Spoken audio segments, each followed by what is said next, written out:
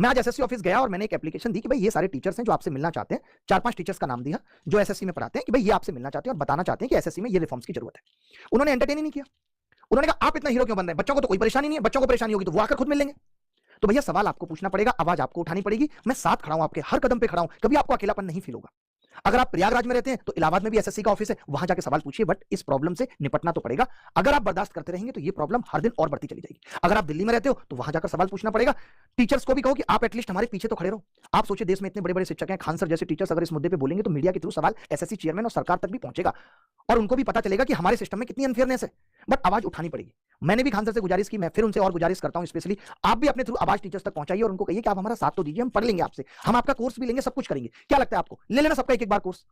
But अभी तो वक्त है जब आपको टीचर से सपोर्ट की जरूरत है। क्या टीचर्स 10 या 15 दिन छोड़कर सब कुछ आपके साथ नहीं खड़े हो सकते? आप बताइए, चाहे मैं टीचर हूं या कोई भी, हम सब भी तो आपसे ही हैं। अगर आपने पढ़ा है, आपने हमें प्यार दिया है, तो आज हम यहाँ खड़े हैं। अगर आप हमसे पढ़े ही ना होते तो हम काय बात के टीचर होते, या आज आप हमसे पढ़ना बंद कर दें, आज आप कहते हैं कि एसएससी में इतनी धांधलेबाजी, हम पढ़ाई छोड़ रहे हैं, तो हम काय बात के टीचर रह जाएंगे? रह पाएंगे क्या हम टीचर? नहीं, हम आपसे ही तो हैं। अब अगर आपके हक की लड़ाई है और हम आपके हक की लड़ाई में सिर्फ अपना फायदा सोच रहे हैं कि भाई मेरा इसमें कोई फायदा नहीं है, मैं शांति से चलता हूं, मैं शांति से पढ़ाता रहूंगा, मुझे कोई मतलब नहीं है, तो अगले साल भी क्या होगा? यानी इसका मतलब तो ये है, हमें मालूम है कि इन बच्चों के साथ गलत होगा, अगले साल भी ये सेलेक्ट नहीं होंगे, बट हम फिर भी इनको किस तरीके से बेवकूफ बना सकते हैं कि तुम तैयारी में लगे रहो। मुझे ये बात एकदम नहीं जच रही है, एकदम नहीं जम रही है, इसीलिए मेरे अंदर आपको दुख दिख रहा होगा। तो अगर सीजीएल में स्कैम हुआ है, सीजीएल में गलत हुआ है, तो एसएससी जवाब दे देगी इतनी आसानी से? ये हम गलत उम्मीद पाल के बैठे। और कोई बहुत हाईफाई डिमांड्स नहीं थी। हमने कहा था या तो आप मार्क्स पब्लिक कर दो, हम पकड़ लेंगे स्कैमर्स को।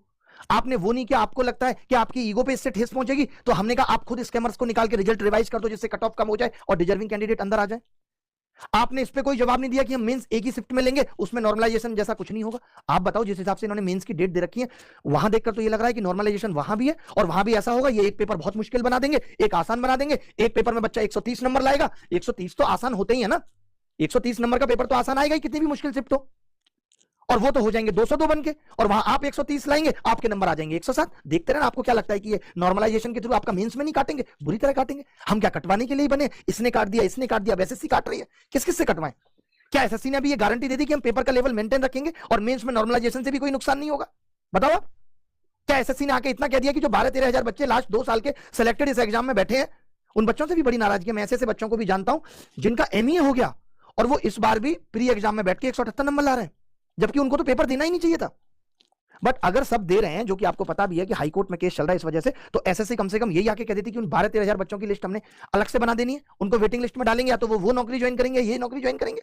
बताइए भाई, अगर आपको अभी भी लगता है कि नहीं हम ऑनलाइन से लड़ाई जीत लेंगे, तो ठीक है, आप एसएससी को मेल डालिए। और ये लास्ट ट्विटर कैंपेन है जो हम चला रहे हैं, इसके बाद कोई ट्विटर पे कैंपेन नहीं चलाएंगे, सीधे आपको बात करनी पड़ेगी एसएससी से जाके। जहां आप कहेंगे वहां हम आ जाएंगे आपके सपोर्ट में, और पूरी सपोर्ट, जितनी मैक्सिमम सपोर्ट होगी वो आपके लिए करेंगे, क्योंकि सिस्टम में बहुत सारी प्रॉब्लम है, कमियां हैं। अगर आप इन कमियों के तहत तैयारी करते रहे तो आप ऐसे समझ लीजिए कि आपको 5-5 साल तैयारी करनी पड़ेगी। आज आप देखते होंगे, पहले ऐसा होता था कि टीचर्स कहता था कि 6 महीने पढ़ लो तुम्हारा हो जाएगा। आज लाइफ टाइम कार्ड बन जाएगा आपका कि भैया तैयारी करते रहो, 4 साल, 5 साल, 10 साल आराम से पढ़ते रहो। टीचर को क्या, उसने तो एक बार पढ़ा देना है आपको, वो वीडियोज मिल जाएंगी, आप बस पढ़ते रहो। अगर आपको अपनी जिंदगी को ऐसे ही नर्क बनाना है तो आप इस तैयारी में रहो। जो सच है वो मैं आपको बता रहा हूं। अगर आप चाहते हो कि ये प्रॉब्लम अभी सॉल्व हो ताकि अगले साल आप भी सेलेक्ट हो पाओ, क्योंकि हो सकता है कुछ का इस साल आखिरी अटेम्प्ट हो, अगले साल आपका भी आखिरी अटेम्प्ट होगा। अगर ये चीज अब नहीं सुधरी, अब नहीं बदली, जहां साफ साफ दिख रहा है कि चीजें खराब हुई हैं, अनफेयरनेस है, नॉर्मलाइजेशन का फॉर्मूला गलत साबित हो रहा है, और इस वजह से गलत साबित हो रहा है कि एसएससी पेपर का लेवल ठीक नहीं रख पा रही, तो ये किसकी गलती है? बताओ आप। अगर भाई कोई शिफ्ट कठिन भी है तो उसके 200 नंबर के सवाल थोड़ी कठिन आ जाते हैं। 50% पेपर कठिन होता है, 40% पेपर कठिन होता है, तो बच्चा उस शिफ्ट में 133 तो ले ही आता है, लेकिन वो 133 बढ़ के कितने हो जा रहे हैं? 157। अगर कोई शिफ्ट आसान भी है तो भी 150 नंबर लाना मुश्किल होता है।